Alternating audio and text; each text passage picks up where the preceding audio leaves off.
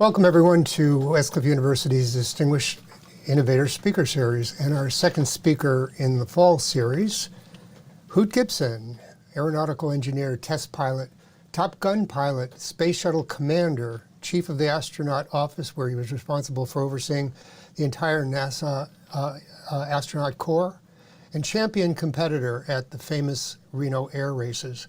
Captain Gibson is widely regarded as one of the most accomplished and versatile pilots in history, earning him the reputation of being the man who can fly anything.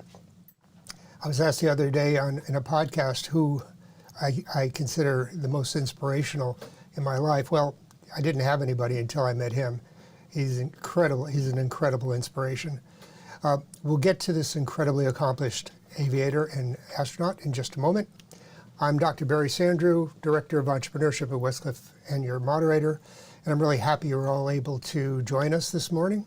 As promised, we'll get to Hoot in just a moment, but first I want to briefly introduce Westcliff University to those in the webinar audience who might not be familiar with the institution. Pictured here is our campus in Irvine, California. Westcliff is an accredited private institution of higher learning with close to 6,000 students enrolled both live, online, and on campus.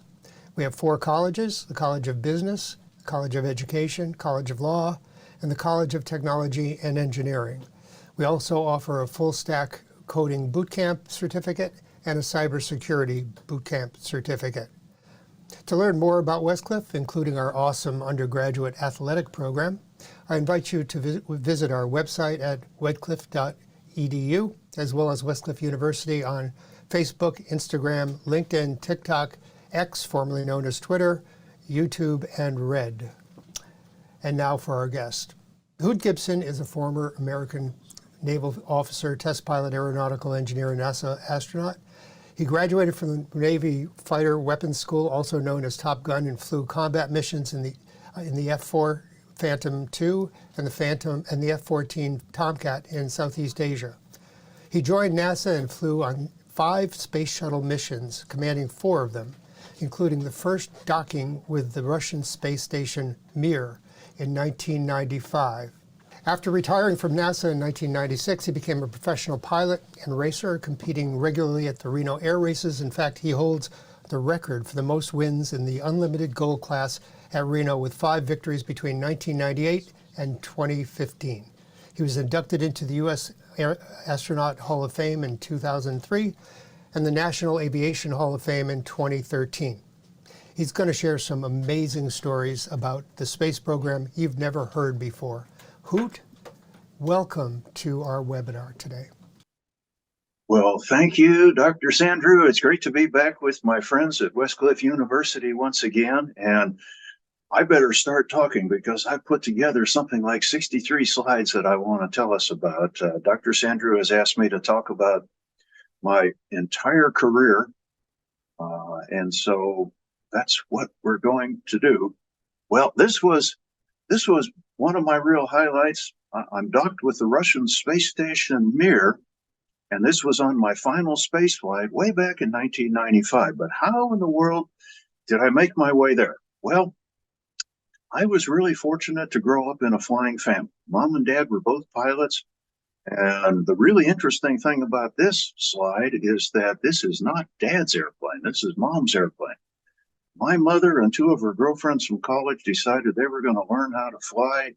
And if you're going to learn how to fly, you have to have an airplane. So the 3 of them bought this J2 Taylor Cub back in about 1942 or so. And that's how she met my dad. So I've grown up with flying all my life. This is a picture of my older brother and me playing on an airport in Cooperstown, New York, which was where I was born. Well, my dad was my inspiration. He was an aeronautical engineer and a test pilot, and I knew from the time I was about 10 years old, I want to be an aeronautical engineer and a test pilot, just like Dad. So I graduated in aeronautical engineering, went right into Navy pilot training, and this was my first solo in a jet airplane. This is a 2-seat trainer called the T2 Buckeye, North American T2 Buckeye. And for your solo flight, you're chased by another T-2. And so one of my classmates shot this photo as I'm in the break, just getting ready to come back in and land. Well, that was my first jet solo. This was my first carrier landing. And it's interesting, when you're going to go to the carrier, you have been thoroughly trained. Your landing signal officer, who is over here on the right side of the image watching me, he has watched us at the airfield. But when you go to the carrier the first time, there's no instructor riding along with you. You are on your own. It is a solo experience, and most all of the time it works out just fine. You have trained so thoroughly that you can handle your first carrier landing. And in order to finish basic training, you had to have 4 carrier landings, 4 catapult shots, and at least 1 touch and go as well. Well, I guess I did well in pilot training because I was awarded my first choice of fleet assignments, and that was in the F-4 Phantom.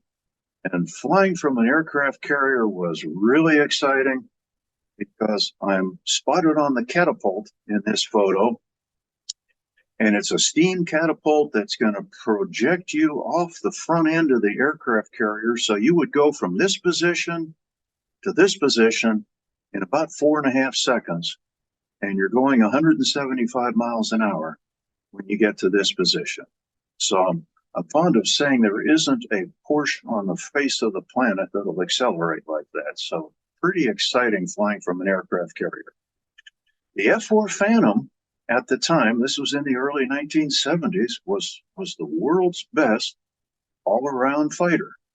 It was a fighter and also could carry bombs, so it was a fighter bomber. And like I say, it was a very good air-to-air fighter plane, and also, could carry bombs as well. In this picture, we're not carrying any bombs on it, but it was the world's best all-around fighter. And as Dr. Sandrew mentioned, my squadron sent me through TOPGUN, the Navy Fighter Weapons School, which is described as a graduate course in fighter aviation, fighter tactics, and weaponry, and all the like. And I have to say, it was very similar to the movie Top Gun. There were some Hollywood items in the movie, of course, but when I went through Top Gun, there was nobody that looked anything like Kelly McGillis. And I guess that's fair because none of us were ever as good looking as Tom Cruise. So I guess that was a fair trade. But it was a really challenging 4 weeks of graduate fighter education. And my first dogfight was me and my F-4 Phantom against the Navy's MiG ace, Randy Cunningham. And I thought, oh man, there's no way I can possibly beat him. Well, I didn't beat him. But surprisingly, he didn't shoot me down either. It was a standoff. And so I felt pretty good about that against the Navy's MiG ace. Well, after my 2 deployments, 2 cruises in the F-4 Phantom, I was selected to go into the Navy's first F-14 Tomcat squadron. And so every time I show this slide of my Tomcat, you can barely see it, but on the front canopy, it says Lieutenant Bob Gibson. So this was my airplane, side number 114. And every time I show this picture, I always say, Tom Cruise, eat your heart out. I actually got to fly these. And what an amazing airplane this was. As I mentioned, the F-4 Phantom had been the world's best all-around fighter, but all of a sudden we had a jet fighter that did everything 20 to 25% better than the F-4 Phantom. It out-accelerated it, it out-turned it, it out-climbed it. It had a much more sophisticated radar and navigation system on board. And one of the really cool things about it was the variable sweep wing. So the wing in this picture is swept all the way forward, and it was really optimized for when it was time to come back to this great big giant huge aircraft carrier. Well, this is the USS Enterprise down below us in the water. And it's amazing how small your aircraft carrier looks when it's time for you to come back and land. The other feature of the Tomcat would allow us to sweep the wings aft for supersonic flight, and it made it a more efficient supersonic jet with the wings swept all the way aft. Now, the view you had as you were about to land looked like this. And you look at that and you say, I'm going to stop in that amount of distance. And yes, you are. Of course, the arresting cables, there are 4 cables stretched across the deck. You don't actually want the first one. You want the third one. The third cable is the target wire. And you're going to grab that with your tail hook. And that's what's going to actually stop you. And you can see on an aircraft carrier, you don't have a whole lot of room on the right side. There's airplanes and people spotted over there. Over on the left side, there's airplanes and people. So you had to be very precise flying aboard an aircraft carrier. And after my cruises aboard the aircraft carriers, I graduated from test pilot school. So 2 of my big career goals I had achieved. I wanted to be an aeronautical engineer and I wanted to be a test pilot. And I got to do those things. And then along the way, the space shuttle program came along. Now, I was fascinated by our space program, but to tell the truth, I wasn't interested in flying Gemini or Apollo because those things didn't have any wings on them. I was an airplane person. And all of a sudden in the early 1970s, along came the mid 70s, along came the space shuttle. And I saw that and I said, I have got to get to fly those. So I applied when they did the first space shuttle astronaut crew selection, which was in the latter part of 1977. And lo and behold, I got selected for that first space shuttle class. And it took a few years of learning before you were ready to be assigned to a mission. So I was with NASA from 1978 for 4.5 years. Then I had completed my preliminary training and I got assigned to my first mission. And my first mission was aboard the Space Shuttle Challenger. And this was my liftoff. This was early February 1984. And when you'd watch the space shuttle launch, it always looks so slow and majestic when it lifts off.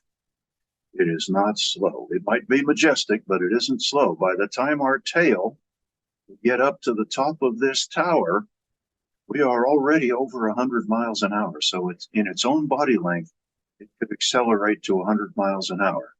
It looks slow because it's so big, but it only took us 8.5 minutes to get to our orbital speed. And at cutoff, we would be 65 miles up and moving at 17,500 miles an hour. Now, we deployed a couple of satellites on my first mission, but the big thing that we will be remembered for on that first mission was we did the world's first untethered spacewalk. And this is a photo that no doubt most of us have seen before. And I was the one that shot these photos. Now, the joke I tell is that the reason I'm the one taking all the photos is because as the co-pilot on my first mission, I was the only person on the crew that could work a camera. No, I was the only person on the crew that had absolutely nothing to do during the spacewalk. So I was parked at the large window on top of the space shuttle, looking out at, this is Bruce McCandless. He was the first person to fly untethered, free in space. Now, he has a device on his back we call the Man Maneuvering Unit, or the MMU, and he used it to fly pretty darn far away. How far is They that? went out the length of a football field. Ah, And this is while he was on his way out to about 330 feet is where he went on this spacewalk. And people ask me all the time, well, what if he ran out of fuel when he was out there? Isn't this a little bit dangerous? What if he had an electrical malfunction in his rocket pack? Well, the answer was, we could fly Challenger over to him because we have rocket thrusters all over the space shuttle pointing in every direction. So we can translate in any direction needed. And we could fly over and rescue him. And the other joke I always told was, if he promises us enough money. And of course, nothing like that happened. It was a perfectly successful first test of the maneuvering unit, and both of our spacewalkers, Bruce McCandless and Bob Stewart, both flew the manned maneuvering unit. We didn't let them both fly at the same time. We didn't want to have to face the idea of rescuing two of them at once. So they took turns flying it, and it was a totally, completely successful mission. There were only three of us aboard Challenger once they went outside: the mission commander, Vance Brand, and Ron McNair, who was busy operating the television cameras to capture as much video as we could, and also working the laser rangefinder to make sure we didn't let them get too far away from us. Well, that was my first mission, and those were the real highlights. Other than we came back at the end of 8 days, and we made the very first landing by a space shuttle back at Cape Canaveral.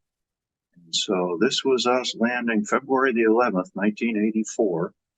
We had a NASA T-38 chase plane because NASA wanted live video of the approach and landing. So he joined up on us at about 25,000 feet and chased us all the way down to touchdown. And so this was, as I say, the very first time that a space shuttle had landed where it took off from, because our launch pads are just visible back here in the left side of the picture. So this was the first time that any spacecraft had landed right where it had launched from. Well, for my second mission, I was the mission commander. And this is one of the dress-up crew photos that we like to take. A fun part of each of these missions is the crew emblem, which is visible up in the upper right portion of this image, is designed by the crew members. So we actually design our crew patches ourselves, and that's a fun effort that we're doing. We had an interesting person on board this mission. United States Congressman Bill Nelson, back here in the back row, who was the chairman of the House Subcommittee on Space.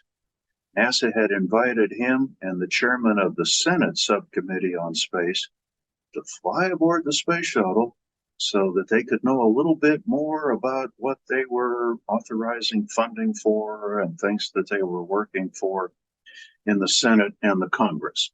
So this was my first time as mission commander. This was the 24th launch of a space shuttle, and we had a difficult time launching. We climbed into the orbiter 5 times before we finally lifted off, and we lifted off almost a month late from when we were supposed to launch. Mostly weather, but also a few orbiter malfunctions as well that we had to contend with. And we lifted off in the dark, and very, very quickly, in fact, within the space of 2 minutes, we had climbed into the rising sun. So it was dark down on the ground, but it was light up where we were at the end of 2 minutes. And in this image, it looks like we're going down. We really are not. At no point during the launch are we descending in altitude. We're climbing the whole time. And this is right at the moment of solid rocket motor separation. And we can tell that because the smoke trail has dissipated, which means we've burned out all the fuel in the booster rockets, and we're about to separate them. And where are we when that happens? This is what separation looks like. And we are 30 miles up at the end of 2 minutes, 30 miles out over the Atlantic Ocean, and already traveling at 3,000 miles an hour on our way up to our total orbital speed of 17,500 miles an hour. So really an exciting ride on your way to space. And I would eventually wind up getting to do that 5 times. Well, we were up for 6 days on that mission. We launched a satellite, and we had a number of material science and life sciences investigations that we were doing on board as well. And we had a hard time getting back to land because the weather in Florida didn't cooperate.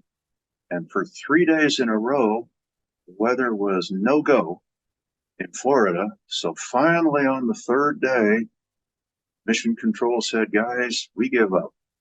take it one more time around the Earth, and come back and land it in California. So as a result, I wound up making what was only the second night landing of a space shuttle. We had done an intentional night landing back on the 8th shuttle launch, and this was the first unplanned night landing. But I could see that if we didn't land in Florida, which would happen right at sunrise in Florida, any other landing opportunity we had was going to be a night landing. So my co-pilot and I had spent most of our training at night, because if you can land it in the dark, you can certainly land it in the daytime. Well, this landing was January the 18th, 1986. 10 days later, we had our first tragedy. We lost the Space Shuttle Challenger and her crew during launch on January the 28th, 1986. It took us nearly 3 years to, number one, investigate what had happened, why did this happen, and number two, to redesign mostly the solid rocket boosters. But we took the opportunity as well to go through every element of the Space Shuttle system, the solid rocket motors, the external fuel tank, and the orbiter itself, and do a lot of rework on things that we thought we knew all about and we didn't actually know everything about. I was the lead astronaut working on the redesign of the booster rockets, so when it came time to fly again, the chief astronaut said, "Okay, you think they're ready to fly, you go fly them." So I commanded the second launch when we started up again. This was aboard the Space Shuttle Atlantis. So at this point, I've flown Challenger on my first mission, Columbia on my second. This was Atlantis, and this was our liftoff. And this mission, I can't talk a whole lot about what we did because it was a classified Department of Defense mission. I am allowed to say that we carried a major new intelligence gathering satellite. We took it to the highest orbit that I ever went on, which was 280 miles altitude. And we deployed it on the first day. We separated away from it, and there was a problem with it, and we had to do an unplanned re-rendezvous with it, help fix it, and then we separated away from it, and it went on to a completely successful career. Now, the mission just coincidentally took us way up north over the Soviet Union. And so this is one of the kind of photos that I can show from that mission. And this is up over Russia. And this is the world's largest lake that we're looking at. This is Lake Baikal in Russia. And it's 400 miles long from this end of the lake to this end of the lake. But it's also a mile deep. Lake Baikal is at the junction of two of Earth's tectonic plates. So it's 1 mile deep by 400 miles long. And I don't remember what, 5 or 10 miles across. And 1/5, 20% of all the fresh water on Earth is in Lake Baikal, is in this one lake. So some of the very fascinating sights that we get to see. On the second day of this mission, Mission Control called us and told us, hey guys, we saw something hit your right wing during the launch. So something had broken loose and hit our right wing. And they told us to take the robot arm. We had the robot arm on board because we used it to deploy this intelligence satellite that we were carrying. And so we were able to take the robot arm and take a look at our right wing using what we call the end effector camera. And it let us see that we had a lot of tiles damaged on the right wing. So Mission Control didn't pay as much attention to this as they might have, but we were a little bit concerned during the re-entry because the temperatures around us, and I'm going to show a slide in a few minutes of what we would see during the re-entry, and it looks like you're flying into a blowtorch. because we heat the outside air up to 6,000 degrees around us.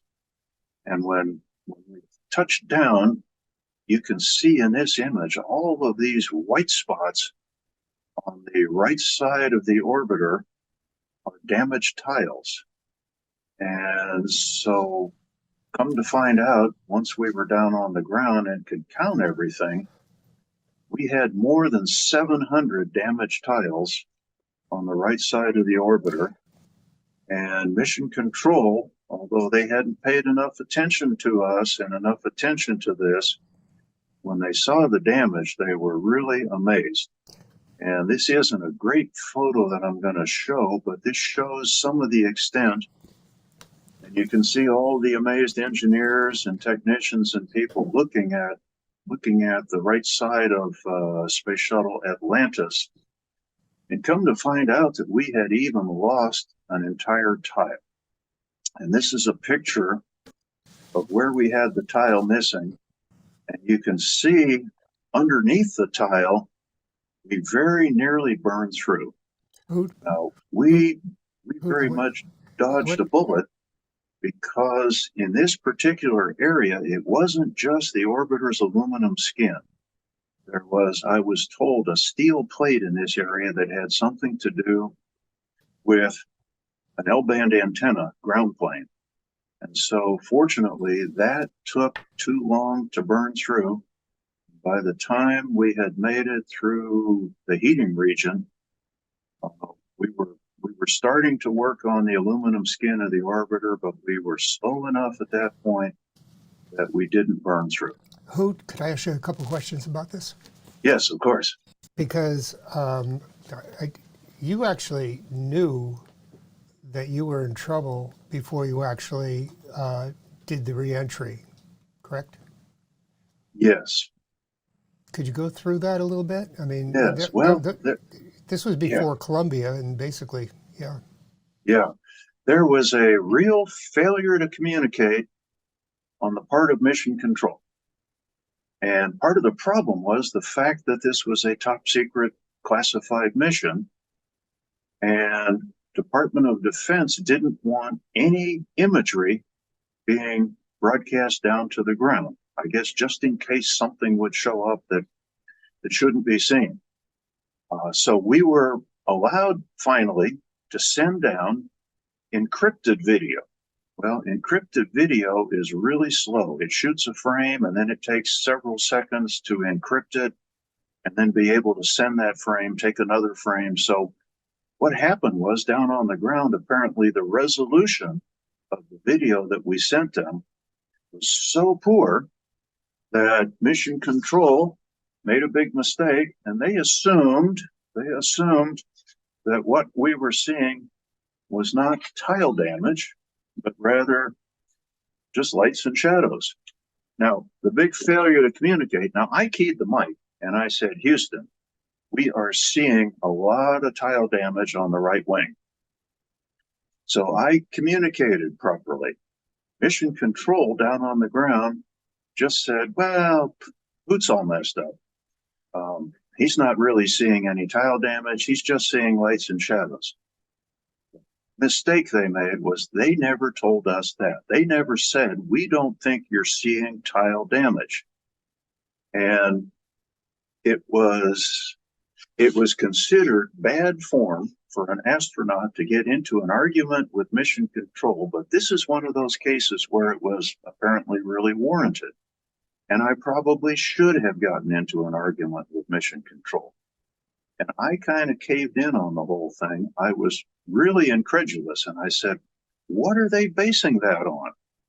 And he said, well, what we're seeing isn't any worse than what we've seen on prior missions. And I said, well, I've been here since the first shuttle launch, and I've never seen anything like this. But okay, I guess you guys are the experts. And we didn't know that we had a missing tile. Nobody knew that we had a missing tile. We knew we had a lot of tile damage. Mission Control had assumed that it really wasn't tile damage. It was just lighting and shadows. So one of the real keys to proper communication is make sure you ask enough questions to understand where the answer is really coming from and what the answer really is. Mission control let us down Yeah. in this case. When you came back, you had a debrief, a couple of them, but you had a debrief with the Joint Chiefs of Staff, correct? Yes. Could you talk about that and the medal that you got? Well, yes. And just to finish up the tile story, in the debrief with the flight director, I asked him, I said, well, if you had believed us, what do you suppose we could have done about this? And his answer was, I don't know.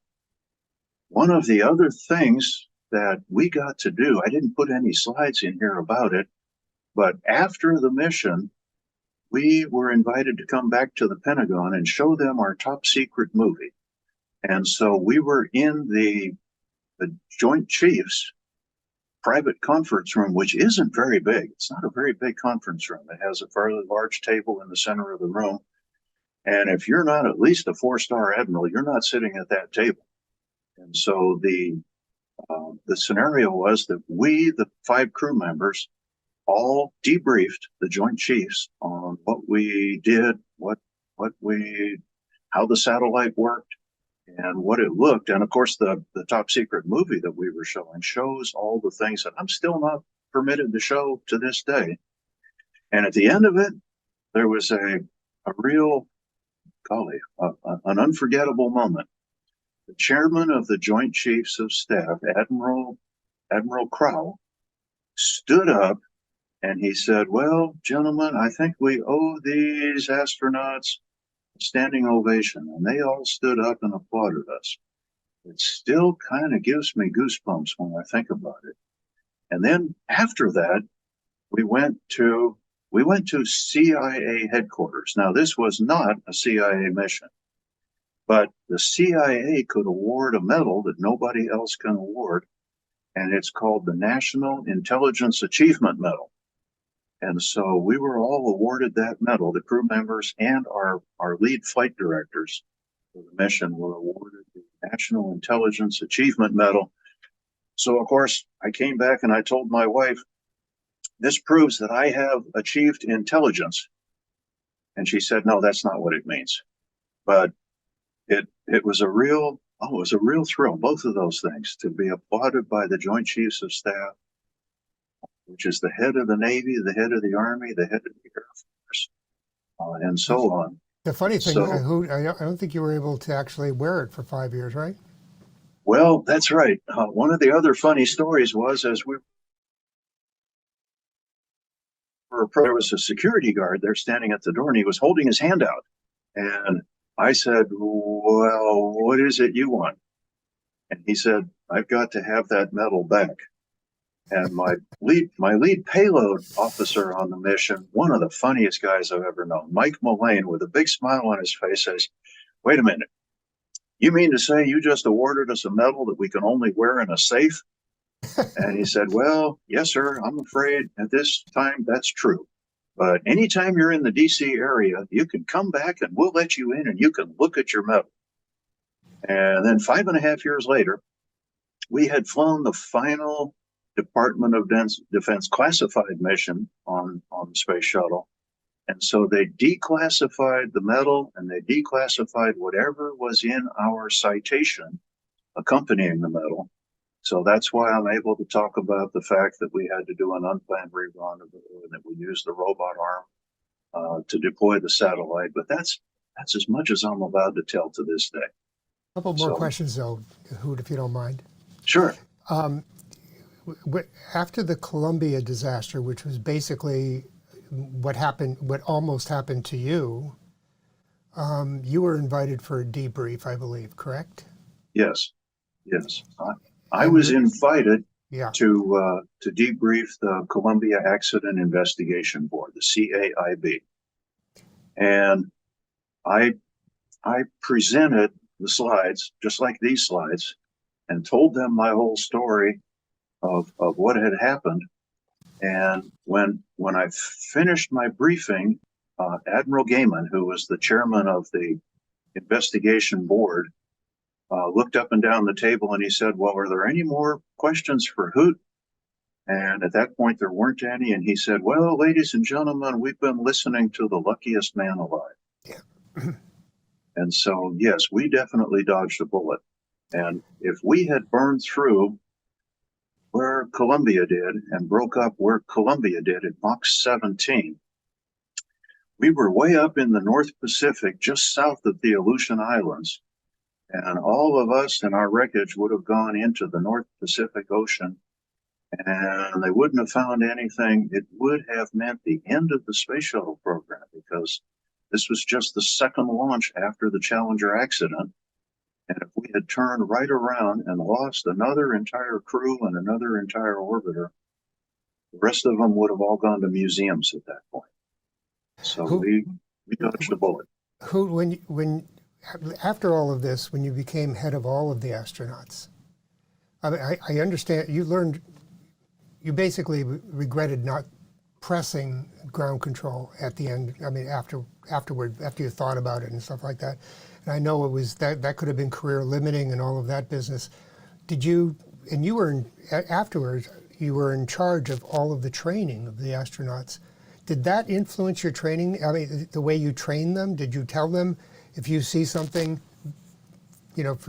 forget about your career, you need to tell them? Yes, absolutely. And we covered all that, in subsequent debriefings and things. And one of the lessons from this was make sure you know what the message is. I think I was pretty clear about the message going down the mission control, and they were not at all transparent when they talked to us. And so that was something that we emphasized. And, I guess I was afraid I was going to be arguing with mission control. I think it's okay to enter into a little bit of a debate with them. And I took a lesson for myself. Yeah. That don't be too quick to back down. So make sure that you stick to your guns when you need to.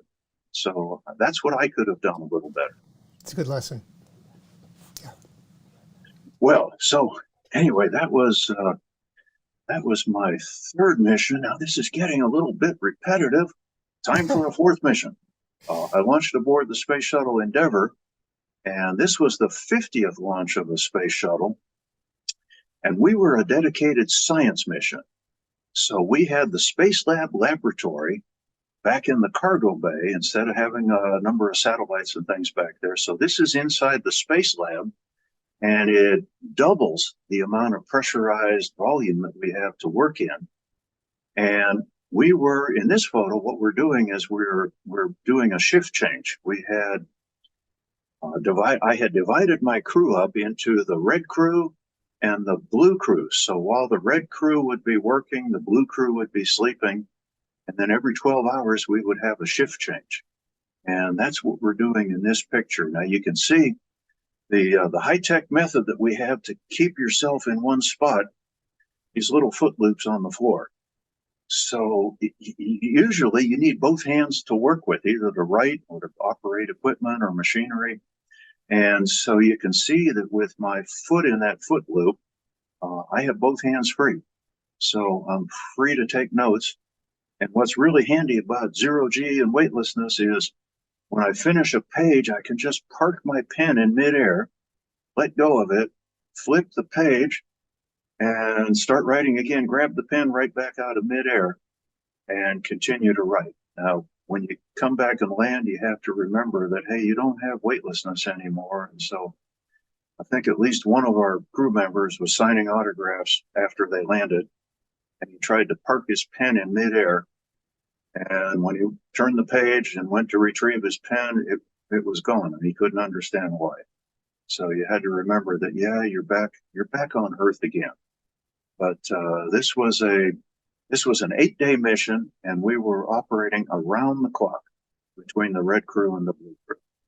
So we came back and landed back at the Cape. So at this point, I had landed twice at Cape Canaveral and twice at Edwards Air Force Base. And right after this mission, NASA had a little bit of a surprise for me. The director of flight crew operations this was my fourth mission, and this was right after we got to cutoff in the Space Shuttle Endeavour, which is the one we built to replace the Challenger. And we have just arrived at orbit. And after we came back and landed from this mission, at this point, I was the most experienced pilot astronaut. And so NASA had a real surprise for me. The director of flight crew operations called me over to his office to tell me that congratulations, you are now the chief astronaut. And what a huge honor! What a huge honor that was. I am the head of the astronaut corps. I had 113 astronauts, and I am their leader. I am not their boss. I am their leader. And my first thought to myself was, oh my goodness, what a huge honor this is. I am just absolutely thrilled. And then immediately after that, I said, I don't know that I'm smart enough. I don't have all the answers. I only have a bachelor's degree in aeronautical engineering. I have a lot of aviation and space experience at this point, but I certainly don't think I have all the answers. And I am going to be the leader of a really distinguished group of people. My astronaut corps consisted of about 35 highly experienced test pilots who were my pilot astronauts, about 30 or 35 PhDs in the office, 10 MDs, medical doctors, and probably 35 master's degrees. And so, golly, I don't have all the answers but I do have an extremely talented corps of astronauts that can help me come up with the right answer. And so anytime one of my astronauts would tell me, hey, we have a problem, what should we do? I would always ask them, well, what do you recommend that we do? And I would get together with all my branch chiefs, and we'd talk about situations and issues that we had to work. And I'd get all of their inputs because I want them to help me. Now, I'm going to make the final decision because I am the leader, but I need all of them to help me with input. So some of the things I've learned about leadership are these. Get lots of input from the people that you are working with and the people that are working for you, because that's called synergy, and that really works. I always said I need to be transparent. Anything I'm doing to my astronauts or for my astronauts, I should be able to stand up in front of all of them and tell them exactly what I'm doing and why. And if there's ever something that you think you can't do that with, then you probably shouldn't be doing that. So as a leader, you need to be completely transparent. You are not in this position to feather your own nest. You are not there to skim off the good deals for yourself. So I say, take nothing for yourself. You are there to encourage the development of all your astronauts that are working for you and working with you, and help them to grow and prosper in their jobs. Let's face it, as the leader, you're going to get a bunch of the credit when things go right. But try your darndest to give away all the credit. And you are there to accept all of the blame. You also want to, as a good principle of leadership, encourage the development of all of the people that work for you to where they can make decisions, and you need to empower them to be able to make the decisions that affect their branch or their area. At the same time, that is going to free you up to get all your work done. So that's pushing decision-making to the lowest level. So these are just kind of some bullet points on what I've found and things that will serve you very well with leadership. How about a couple pretty pictures of the Earth? One of the really exciting things about being in space is the views of our beautiful Earth. And this is a picture we took on my third mission, way up north. And of course, this is the island of Greenland, the world's largest island. Kind of a fascinating picture. You can see there's a big cold front approaching from the west side, approaching Greenland. This is a pretty picture that we took on my fourth mission. This is looking past the tail of Endeavour at the delta of the Nile River. And the Nile River, of course, flows from south to north. And from space, the only things that are colored silver or gray are cities. So this is Cairo, Egypt, right here at the tip of the delta. This is the Suez Canal underneath the tail of Endeavour that allows shipping traffic to sail from the Mediterranean into the Red Sea and be able to get to the Indian Ocean without having to sail south around the whole tip of Africa to get there. And from space, you can actually make out these little white spots in the sand right here, and those are the pyramids. So if you know right where to look, you can spot the pyramids from space, because they're certainly big enough. What do you suppose this might look like at night? Looks pretty spectacular at night. So not only do we get to enjoy this gorgeous view in the daytime, we get to enjoy this incredible view in the nighttime as well. And looking at this, you can see there sure are a lot of people living along the Nile River and in the Delta, because we humans need water very badly. So where there's water, there's us. And where there's not much water, there aren't very many of us, and I have no clue who this is out there. But you sure are out in the middle of the Sahara Desert by yourselves. Well, this is kind of pretty, but this isn't the prettiest thing we see from space. The prettiest thing we see from space is in the next slide, and I was talking to a bunch of fifth grade classes one time, and I said, the next slide is the prettiest thing we see from space, and one of the kids shouted out, Las Vegas. Well, Las Vegas is kind of pretty, but it's not as pretty as the aurora.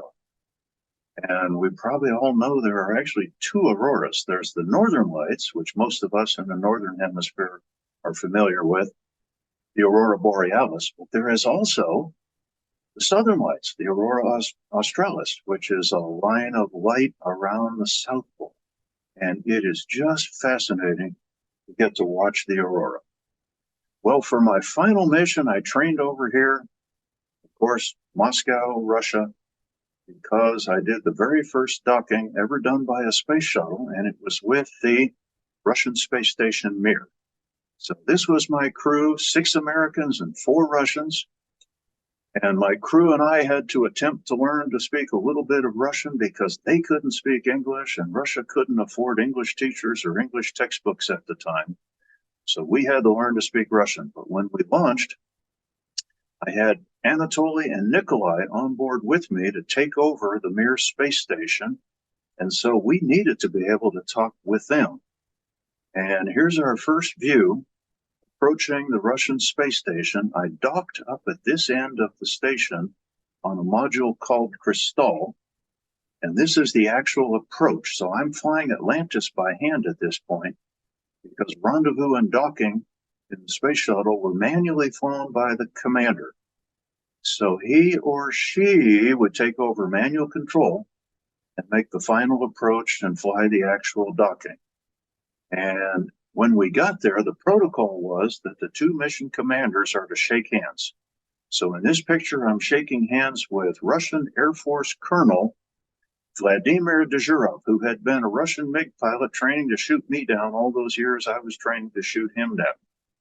And the President of the United States, upon seeing this handshake, said that this marks the end of the Cold War. So ever since then, I've been telling everyone that I ended the Cold War. And this is what we looked like, docked to the Russian space station. We were docked with them for 5 days of our 10-day mission.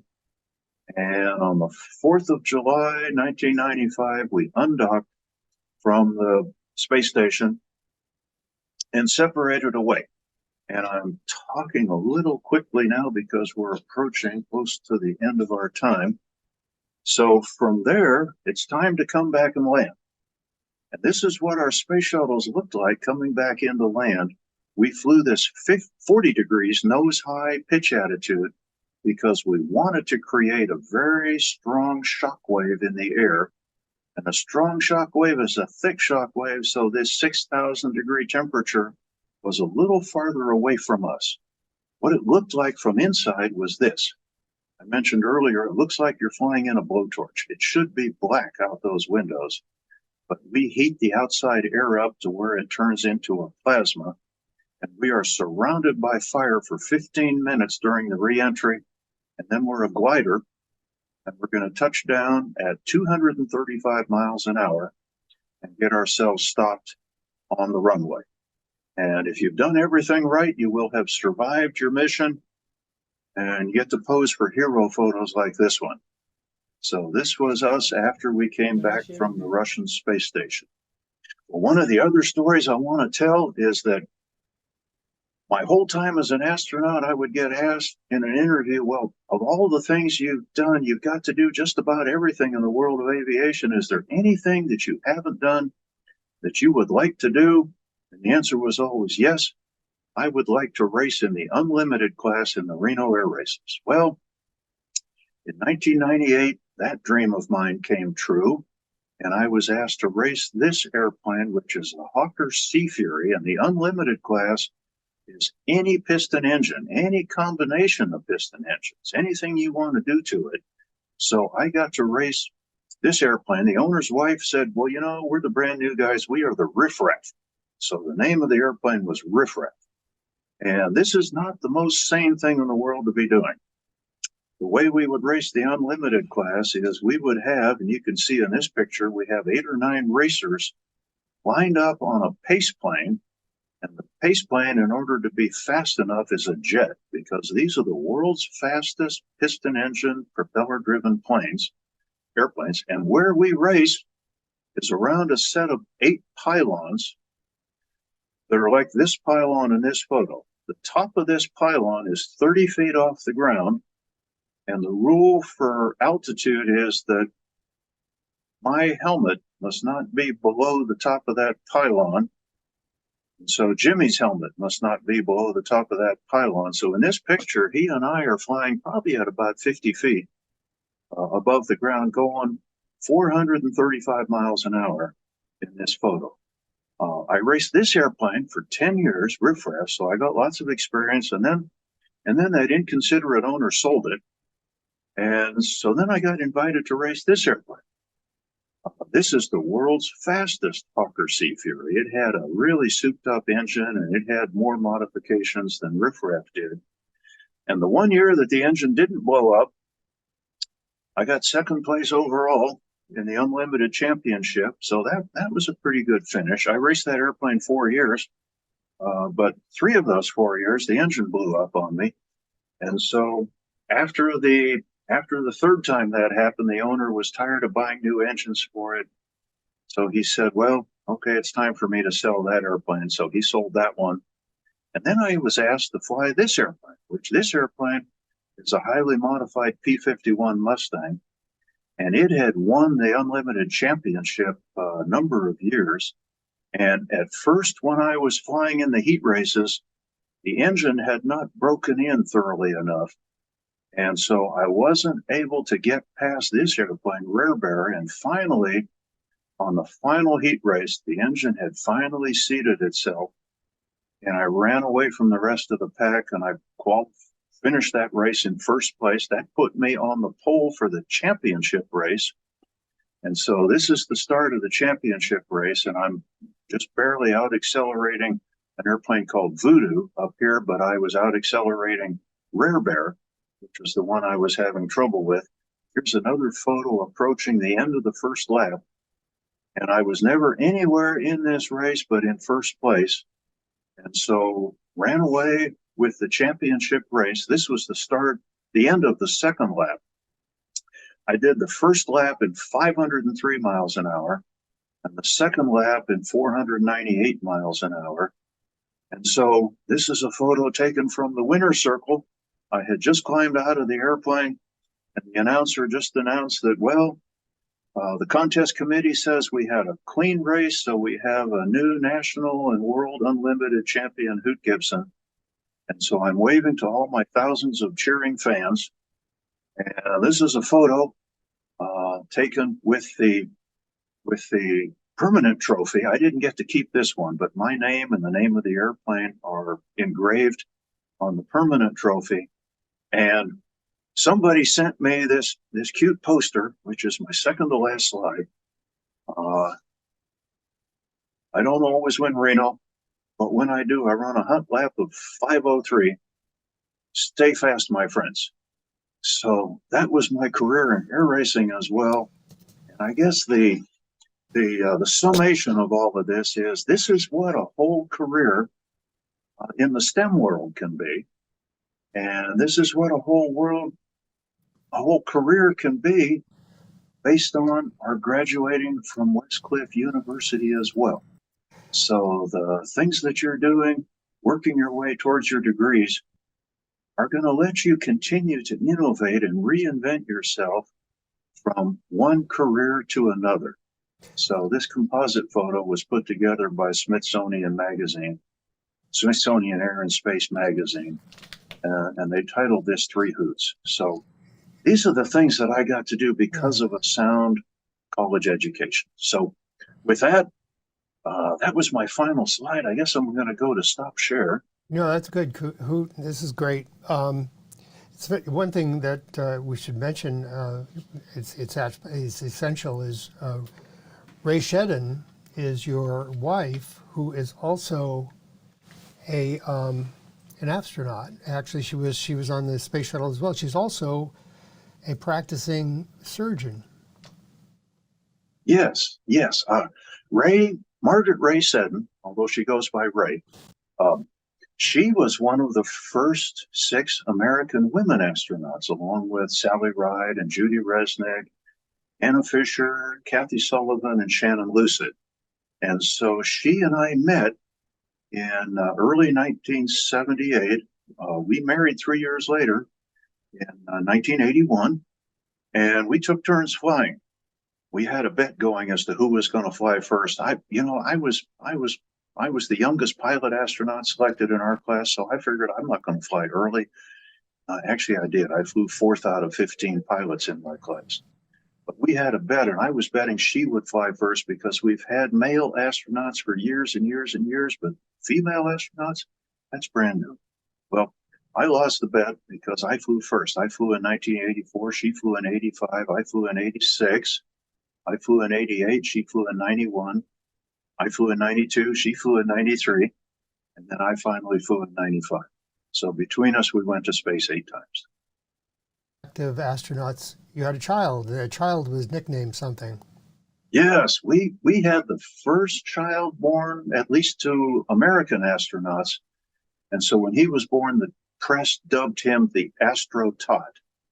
So he now is, 41 years old, something like that. That's great. So he was dubbed the astronaut. Hoot, this was fantastic. I really appreciate it. Giving up your time like this. You're so generous with your time. Really appreciate everything that you've done for us. You were our commencement speaker for graduation this year, and you were the recipient of our honorary doctorate. Well deserved. I mean, everything. I'm in awe, frankly. I want to announce our next speaker on November 30th. It's Dr. Ernesto Ciroli, founder of the Ciroli Institute and author of 2 best-selling books, Ripples from the Zambezi, Passion, Entrepreneurship, and the Rebirth of Local Economies, and How to Start a Business and Ignite Your Life, a simple guide to combining business wisdom and with passion. Dr. Ernesto Ciroli is a pioneer of enterprise facilitation, a unique approach to local economic development that helps communities unleash their entrepreneurial potential.